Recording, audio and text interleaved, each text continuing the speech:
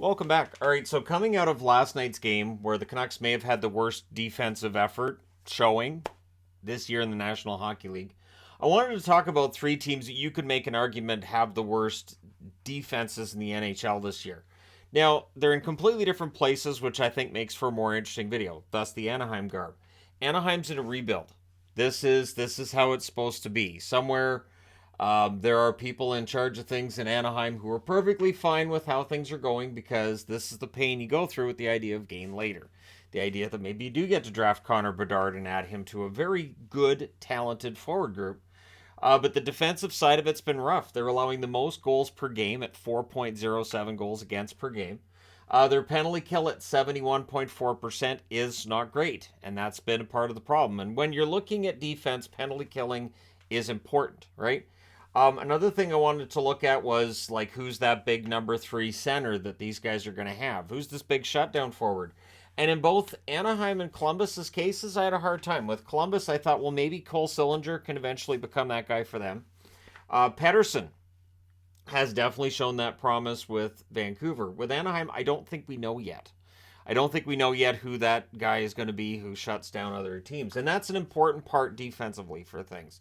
As a Bruins fan, trust me, that defensive aspect of Bergeron's game bails out some defensemen as well. The save percentage, 26th in the National Hockey League at 889 as a team. So the save percentage, 26th, 22nd, 32nd, is not great for any of these teams right now. So when you look at the defense core for the Anaheim Ducks currently, you have Fowler. I like Fowler, good veteran presence. Kulikov, who the other night against Boston, constantly being referred to as Kulikov by Jack Edwards, just to give me a headache. Nobody else says it like that.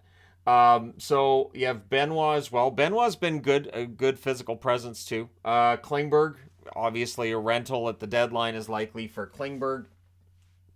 Vakanainen, still looking for his first goal in the NHL, and Shattenkirk, who's good veteran presence. You need veterans on the blue line, right?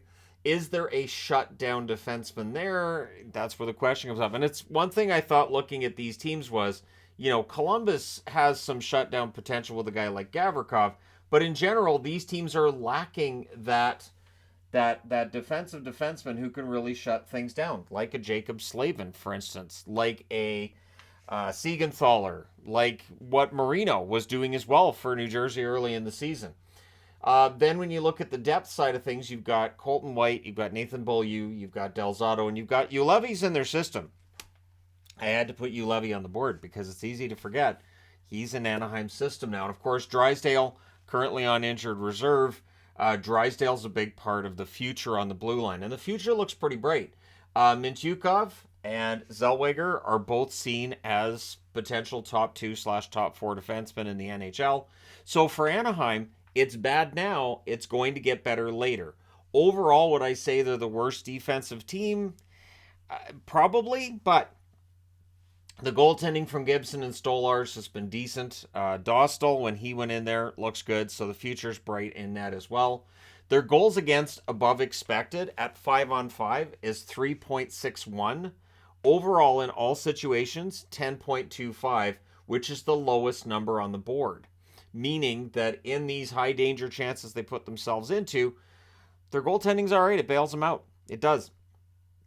Now, if you look at high danger chances, 5-on-5, they've allowed 101 high danger chances, and they've had 53 of their own. And again, this is just 5-on-5. Altogether, it is a total of 89 to 159 in all situations. So I did that one wrong the first time, so I'm going to fix that now. I don't anticipate a lot of people are going to watch this anyways. It's just fine. It's one of those things, one of those videos where I'm like, you know what? I want to take a look and see if we can decide who's likely the worst defensively. Now, 159 high danger chances against is the highest number on the board, but Columbus and Vancouver are in that same region. In terms of high danger chances for, Anaheim is by far the lowest. So not generating as many high danger chances. Again, not a surprise to anybody who's watched Anaheim this year, right? So again, this is by design. This is a team that was supposed to be bad this year. They've been competitive in recent weeks, but yeah, the overall picture is kind of a bleak one if you're looking for improvement. Now, what's interesting is right behind them, tied with 3.93 goals against per game are Columbus and Vancouver.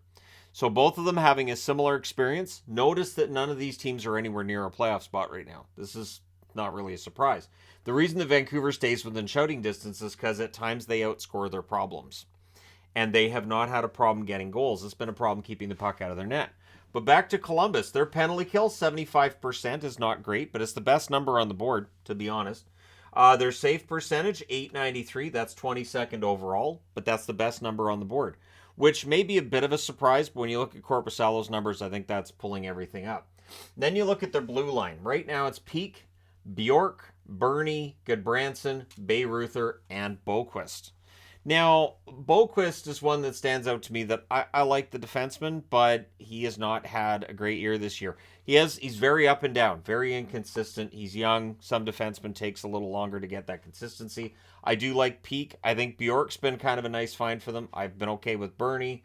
But as a group, they lack Gavrikov right now with injury. Werenski, who of course is out for quite some time. Blankenberg, who looked good, and Jake Bean.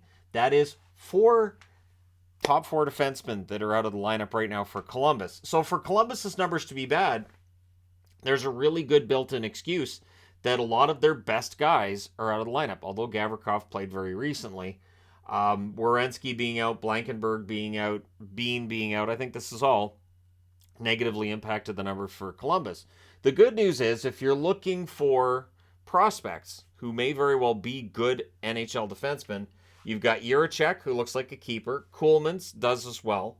Svozil. So there's three right there. And then you've got Matichuk as well. So that's four defensemen in their pipeline. And remember, the more prospects you have, the better, right? The more top-notch, because there's going to be some who don't turn out. So you need to have as many as possible. Like I did the video on Ottawa yesterday. We're already starting to see that when the prospects start to get into the NHL lineup, some of them do well and some of them don't. And so for Columbus to have that many on the blue line that are pretty good prospects is impressive. And then in net, you've got Korpisalo and Merzlikins. It's a little murky when it comes to the goaltending because Elvis has not been up to par lately, but they have Tarasov as well. So Tarasov looks like he's going to develop into a pretty decent NHL goaltender. Korpisalo's having a nice bounce-back season, and the season's still young enough that Elvis could improve his numbers in the second half. Now, in terms of goals against above expected, so this is definitely a number that reflects on the goaltenders, 10.29 goals, and this is from Money Puck. So if you're wondering where I'm getting the advanced stats, it's from Money Puck. So 10.29 goals against above expected, 5-on-5. Their high danger chances, they've generated 57. They've allowed 95, 5-on-5. So a little bit better than Anaheim. Not a lot, but definitely a little bit. Goals against above expected, 15.84, which is in between Anaheim and Vancouver. So they're second in that. In all situations, they've generated 115 high danger chances. They've allowed 149.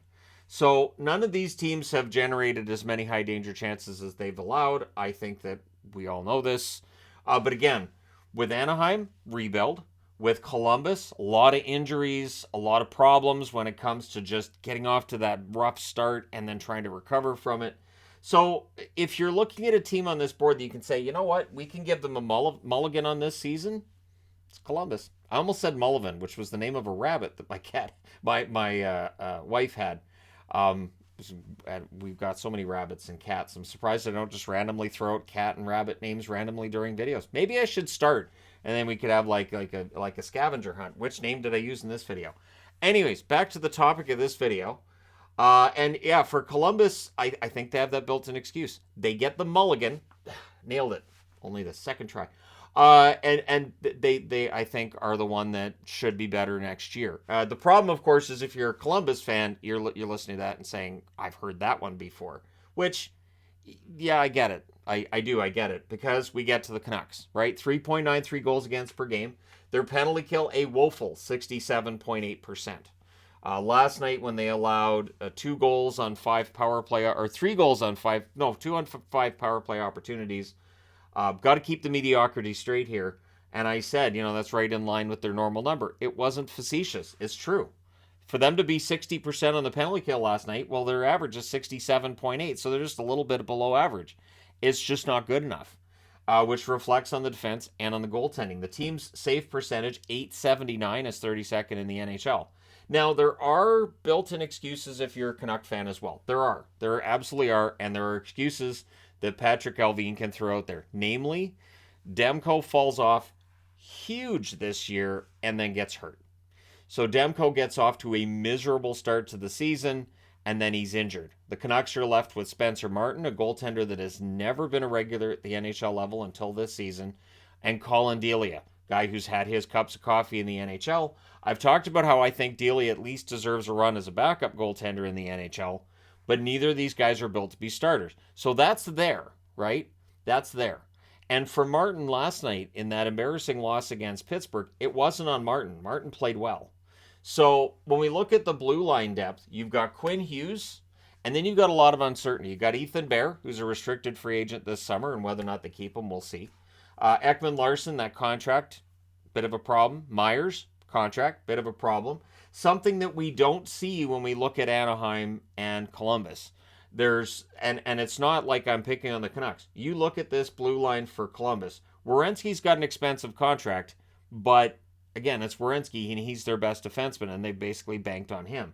Goodbranson's contract is high, yes, but Columbus, I don't think that contract is as crippling for them as, say, the Myers one has been for Vancouver, or the Oliver Ekman-Larsson one.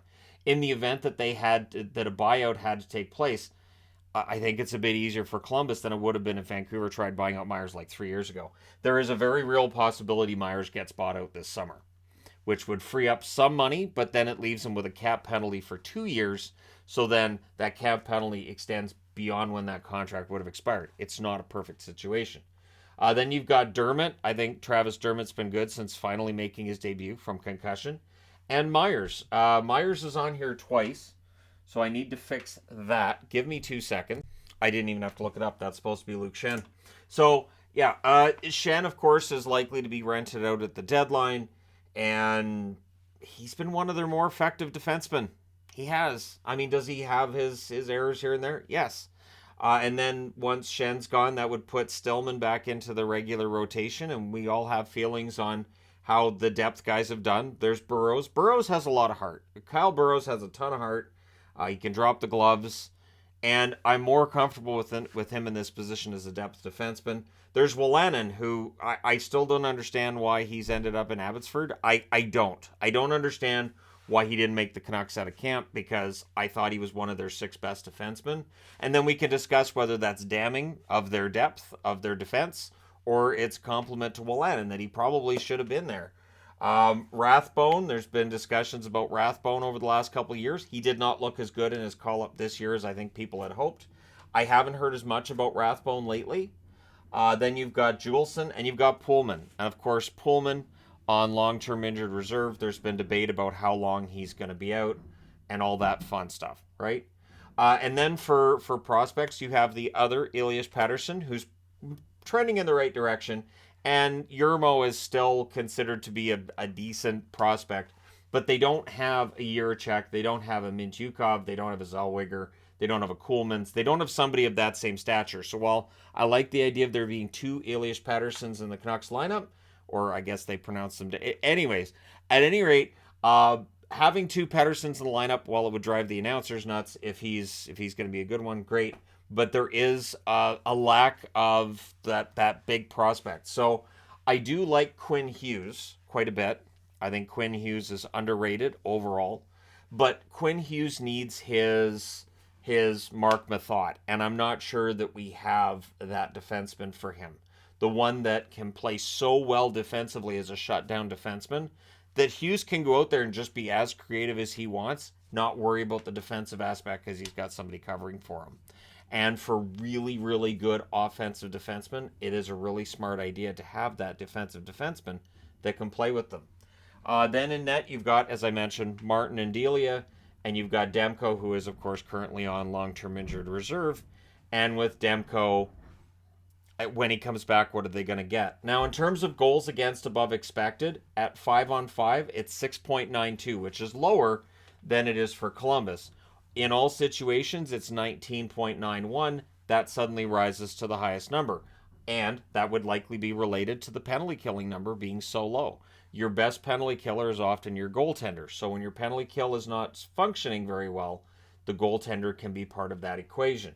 Now, in terms of high danger chances, they've created 71 of them, 5-on-5. They've allowed 99. So they've allowed fewer than Anaheim, more than Columbus, and they've got more than both Columbus and Anaheim, which shouldn't be surprising considering, as I said, their scoring is good. Now, in all situations, they have 124 high danger chances, 150 against. So if we're looking at which defense right now is the worst of the three, I would say that if you look at the top six, I would say that Columbus is maybe the least impressive, but Vancouver's is very highly paid for what they're doing as well. And this is one of those things where I like Patrick Alvin so far. I do understand that there's a few decisions he's made along the way people haven't liked. But I do wonder with this really highly paid defense what's going to happen, because it's not easy to move big contracts. Today, John Shannon on Donnie and Dolly talking about how Jim Rutherford might be kind of stressed out. A 74-year-old man coming in to help run the Canucks. And just the fact that some of these guys are virtually untradeable, and that might have been something that he hadn't considered before coming to Vancouver. And it is something that both Columbus and Anaheim aren't dealing with. Columbus isn't looking to move Goodbranson. Columbus isn't looking to move Werenski. Gavrikov likely will get moved at the deadline because that would be a rental situation. So the Canucks might be in the worst position. I think defensively, I would still put Anaheim at the bottom of the list. I think the fact they're allowing the most goals makes sense. But let me know your thoughts in the comment section below as always. I thought about putting San Jose on the board because I know San Jose would be one that people say, well, what about the Sharks? I really think the Sharks, I think it's on the goaltending side more than it's on the defensive side. So that might be a discussion for another time.